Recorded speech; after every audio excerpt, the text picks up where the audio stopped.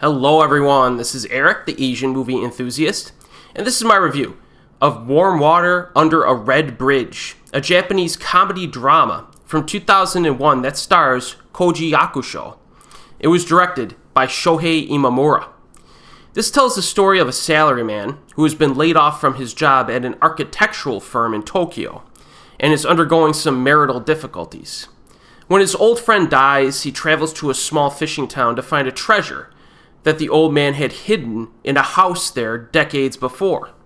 He does not find what he expects, but takes a job with a local fisherman and becomes romantically involved with a woman who suffers from a rare form of water retainage, which is only relieved through the immense eruptions of her orgasms during sex. Yes.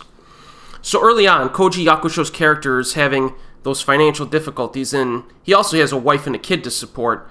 They're currently living apart and apparently separated, and his wife does not seem to like him very much. She basically just uses him and treats him like an ATM machine. In any case, after he hears about his late friend's treasure, which could be worth over 10,000 US dollars if you translate it, it's a pretty hefty chunk of change, right?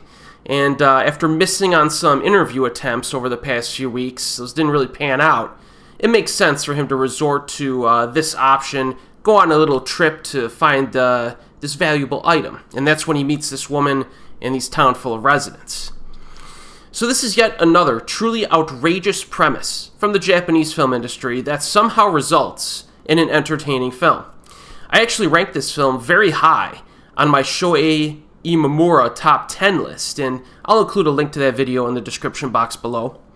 Despite its somewhat outrageous premise, Warm Water Under a Red Bridge is surprisingly grounded. It's not that wacky at all, and most events are portrayed in a realistic manner.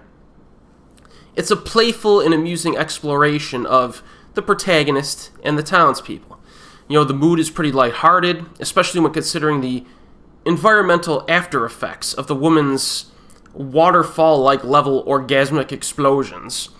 And early on, it's actually shown that she could barely contain herself in public sometimes because she's practically bursting from within.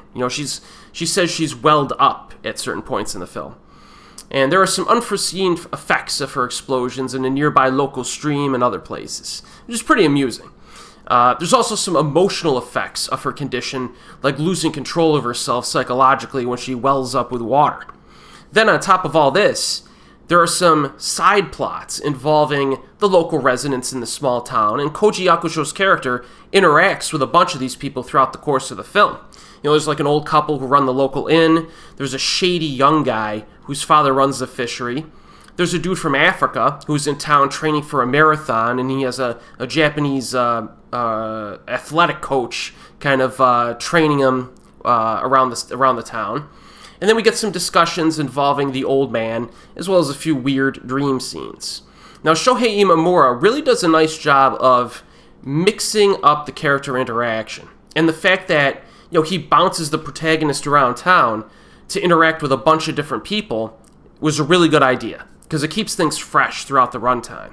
Because when you think about it, there's only so much you could do with the bizarre physical condition of the woman character. I think the filmmakers understood this, so they went the smart route and added more character interaction.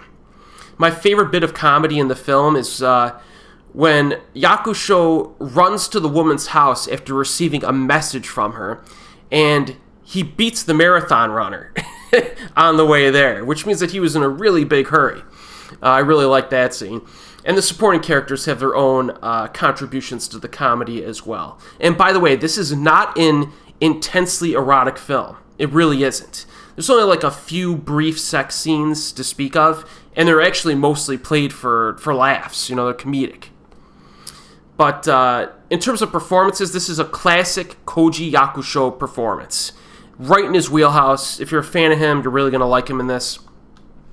Now, this does have an art house vibe to it, at least in how the film was shot. There are not many close-ups of the character faces in this. Lots of wide shots, though. It has like a grainy film look to it as well. And there's a yellowish hue that's applied to the outdoor scenes especially at times, which makes it oddly beautiful to watch.